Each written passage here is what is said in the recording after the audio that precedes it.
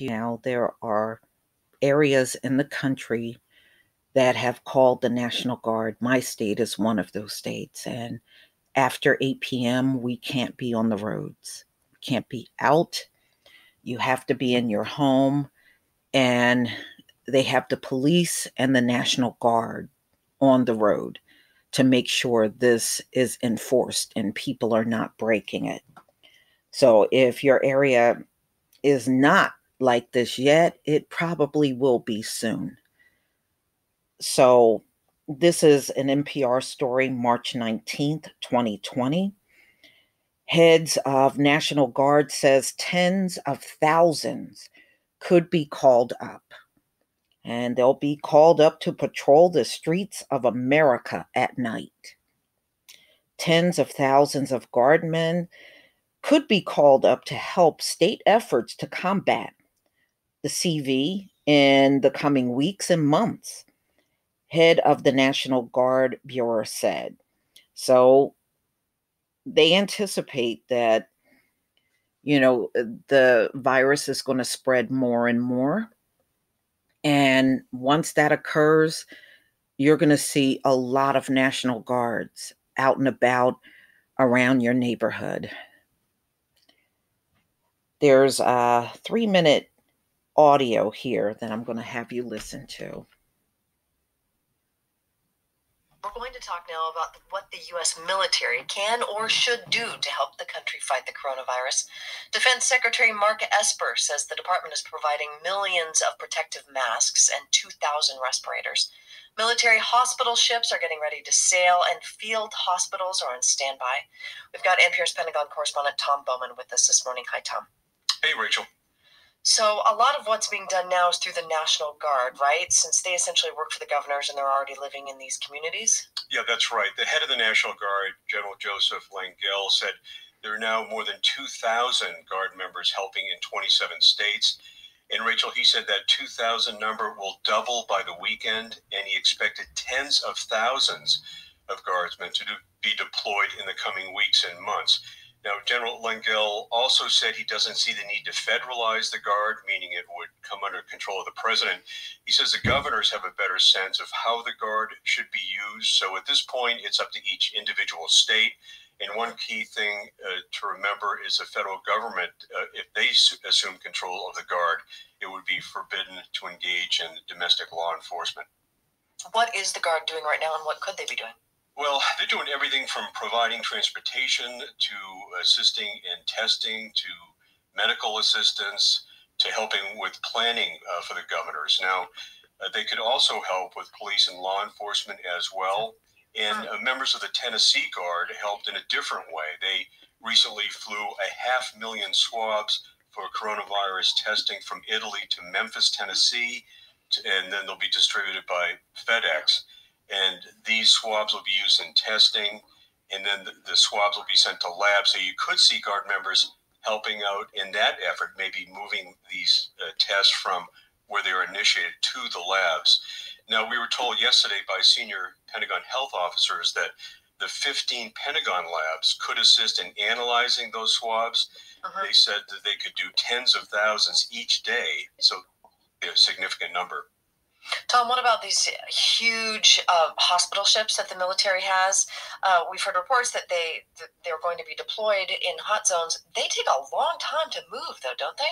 You know, they do. The hospital ship Mercy on the West Coast is expected to get underway as early as Monday. No official word yet where it's going. One official told me Seattle, but California wants the hospital ship too. And the hospital ship Comfort on the East Coast will take weeks to get going. Because of maintenance and other issues. That ship will head to New York, and each ship, Rachel, has 1,000 beds, but they'll not be dealing with coronavirus, but taking the pressure off local hospitals by, handling other medical needs. Right. And Tom, you're working out of the Pentagon. There are still thousands of people working there, right? I mean, are they all keeping 6 feet away from each other? Yeah, well, the reporters are keeping 6 feet away, and everyone around the building, they're doing elbow-to-elbow greetings.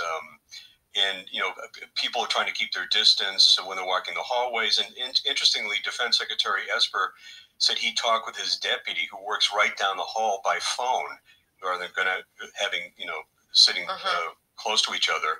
And there are also people with no-touch thermometers testing people around the Pentagon intermittently. So testing is happening. Oh, yeah. But kind of, sporadically, as people go into the offices, they're testing. And I'm told if you test with above average temperature, you're told to go home, and it's happened on a number of occasions. NPR Pentagon correspondent Tom Bowman. Thanks, Tom. You're welcome, Rachel. Okay.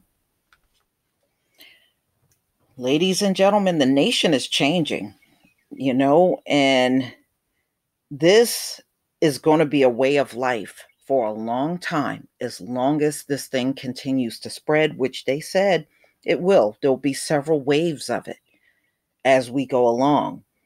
So,